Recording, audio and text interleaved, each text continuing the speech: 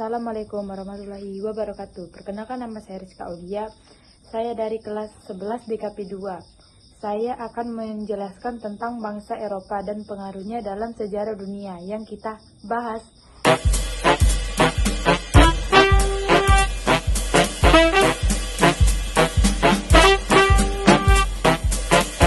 Bangsa Eropa yang pernah menjajah Indonesia adalah Portugis, Spanyol, Belanda, dan Inggris. Nah, mari kita bahas mulai dari Portugis dan Spanyol. Portugis di bawah komando Afonso de Albuquerque berhasil merebut Malaka pada tahun 1512, menjadikannya basis utama mereka di Asia Tenggara untuk menguasai perdagangan rempah-rempah. Selanjutnya, Portugis mencapai Kepulauan Maluku dipimpin oleh Antonio de Abreu dan Francisco Serrao. Kedatangan mereka ke Maluku awalnya hanya karena ingin berdagang rempah-rempah, terutama cengkeh dan pala. Mereka kemudian menjalin hubungan dagang dengan Kerajaan Ternate. Kerajaan Ternate juga menyambut baik hal ini karena berharap mereka akan mendapat keuntungan dari perdagangan rempah-rempah. Di sisi lain, ekspedisi Spanyol yang dipimpin oleh Ferdinand Magellan mencapai ke Filipina, lalu kemudian melanjutkan perjalanan ke Maluku. Namun, saat perjalanan ke Maluku, Spanyol tidak lagi dipimpin oleh Ferdinand Magellan. Setibanya di Maluku pada 1521, Spanyol disambut baik oleh Kerajaan Tidore. Sebagai imbalannya, Spanyol diperbolehkan mendirikan benteng dan memonopoli perdagangan. Kerajaan Tidore meminta bantuan Spanyol untuk menghadapi Kerajaan Ternate yang mendapat bantuan dari Portugis. Kembali lagi ke Portugis, pada tahun 1522, Portugis mulai membangun benteng di Ternate dan berdalih untuk menghindari serangan kerajaan musuh, yaitu Kerajaan Tidore. Munculnya konflik karena Portugis mulai memonopoli perdagangan. Lalu karena saat itu ada Portugis dan Spanyol yang berada di wilayah Maluku, muncullah perselisihan antara Portugis dan Spanyol dalam menguasai wilayah Maluku.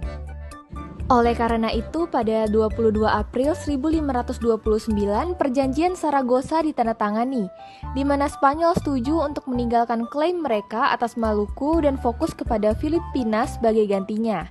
Perjanjian ini ditandatangani di kota Saragossa, Spanyol, karena itulah dinamakan Perjanjian Saragossa. Lalu Spanyol secara bertahap menarik diri dan pergi dari Maluku. Dengan demikian tinggallah bangsa Portugis yang masih bertahan di Ternate.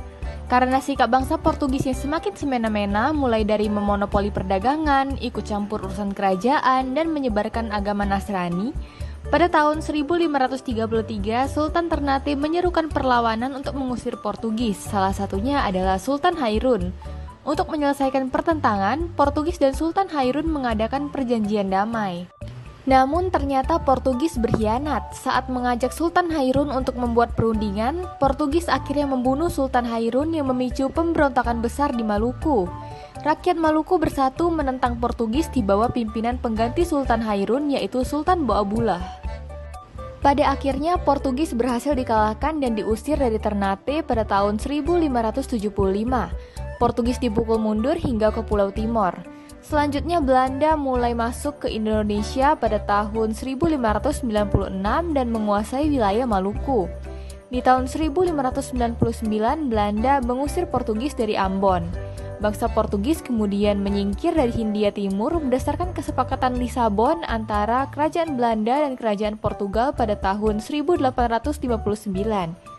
Dengan demikian berakhirlah penjajahan Portugis dan Spanyol di Indonesia. Dan mulailah babak baru, yaitu kedatangan bangsa Belanda di Indonesia. Belanda pertama kali masuk ke Indonesia dipimpin oleh Cornelis de Houtman pada 27 Juni 1596. Belanda tiba di Banten menandai awal kedatangan Belanda di Indonesia. Pada saat itu, Portugis masih ada di Indonesia, maka terjadi perseteruan antara Belanda dan Portugis. Sikap Belanda yang serakah dan kasar membuat mereka tidak diterima baik oleh masyarakat Indonesia. Akibatnya Belanda diusir dari Banten. Namun, kedatangan Belanda pertama kali ini membuka jalur pelayaran untuk ekspedisi ke Indonesia. Akhirnya Belanda datang untuk yang kedua kalinya ke Indonesia di Banten dipimpin oleh Jacob van Neck pada tahun 1598. Saat itu Banten merupakan pusat perdagangan rempah-rempah yang ramai dikunjungi bangsa-bangsa lain. Selain Banten, Belanda juga mengincar Kepulauan Maluku untuk mengambil rempah-rempahnya. Tujuan awal Belanda dari berdagang berubah menjadi menjajah. Pada 20 Maret 1602, Belanda mendirikan VOC, yaitu Verenigde Oost-Indische Compagnie atau Perusahaan Hindia Timur Belanda, untuk menguasai perdagangan di Asia, khususnya rempah-rempah, contohnya seperti cengkeh dan pala. Lalu, tujuan didirikan VOC sendiri adalah yang pertama menghindari persaingan antar pedagang Belanda. Keuntungan VOC merupakan keuntungan bersama. Lalu yang kedua, memperkuat pedagang Belanda dalam menghadapi persaingan dengan pedagang dari negara Eropa lain seperti Spanyol, Portugis, dan Inggris. Selanjutnya, di tahun 1610, Peter Both diangkat menjadi Gubernur Jenderal VOC yang pertama. VOC memiliki hak-hak monopoli yang diberikan pemerintah Belanda, yaitu yang pertama, mencetak uang dan memungut pajak, yang kedua, membuat perjanjian, menyatakan perang, dan mengadakan perdamaian kepada raja-raja. Dan yang ketiga, membuat senjata, membentuk pasukan, dan mendirikan benteng. Yang keempat, mengangkat dan memberhentikan pegawai. Dan yang kelima, membuat pengadilan sendiri. Pada tahun 1619, VOC kemudian dipimpin oleh Jan Pieter Zoon Koen dan kantor VOC dipindahkan ke Batavia atau yang sekarang dikenal dengan Jakarta, karena dianggap letaknya lebih strategis.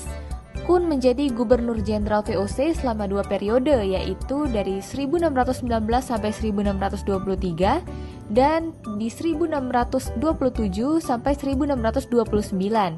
VOC kemudian menjadi perusahaan dagang yang terkaya pada masa itu. Koen juga menerapkan politik ekstirpasi dan pelayaran Hongi untuk mengawasi dan memperlancar perdagangan monopoli Belanda. Sikap VOC yang memaksa untuk hanya menjual rempah-rempah hanya kepada VOC membuat banyak rakyat yang melakukan perlawanan. VOC juga menggunakan politik adu domba atau divide et impera untuk menguasai kerajaan-kerajaan di Indonesia. Namun VOC akhirnya mengalami kebangkrutan dan resmi dibubarkan pada 31 Desember 1799. Penyebab bangkrutnya VOC adalah yang pertama, banyaknya korupsi yang dilakukan pegawai VOC. Yang kedua, biaya kepegawaian yang semakin besar seiring bertambah banyaknya kantor cabang VOC.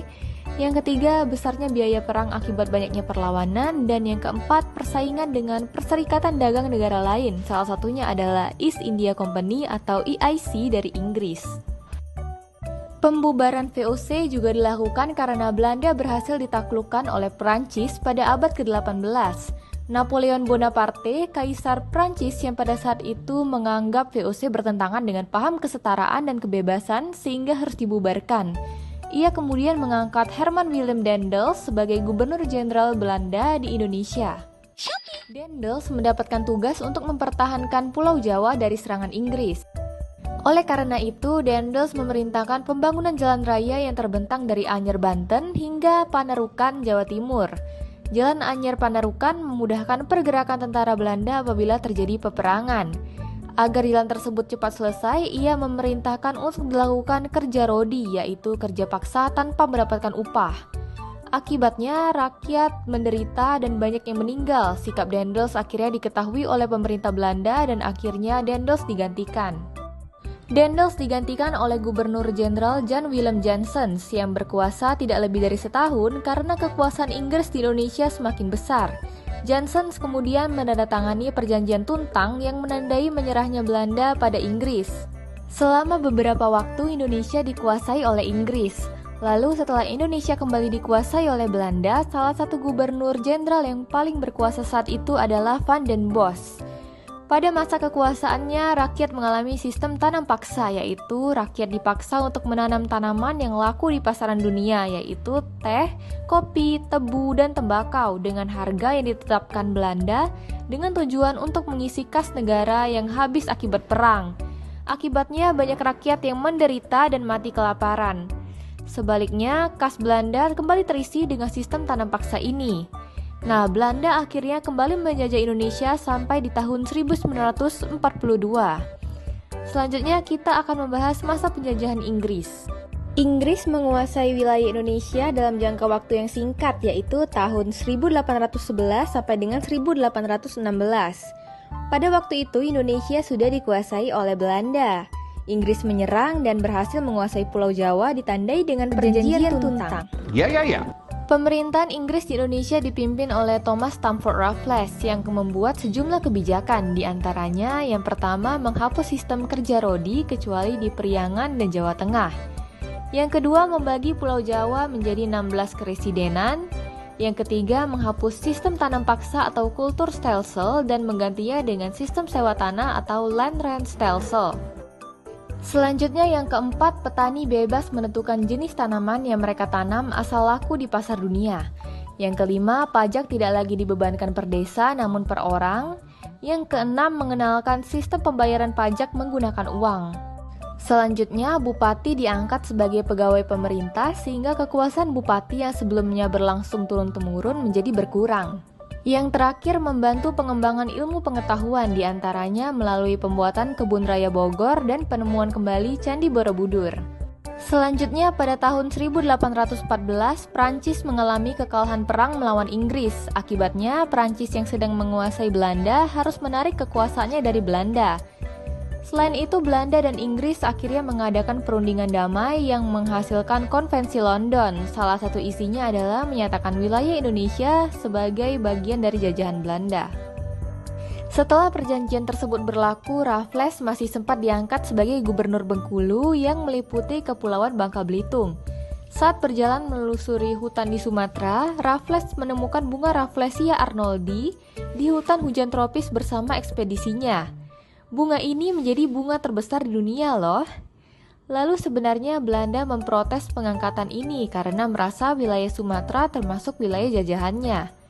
Akhirnya Raffles pindah ke Singapura dan dengan demikian selesailah masa pemerintahan Inggris di Indonesia.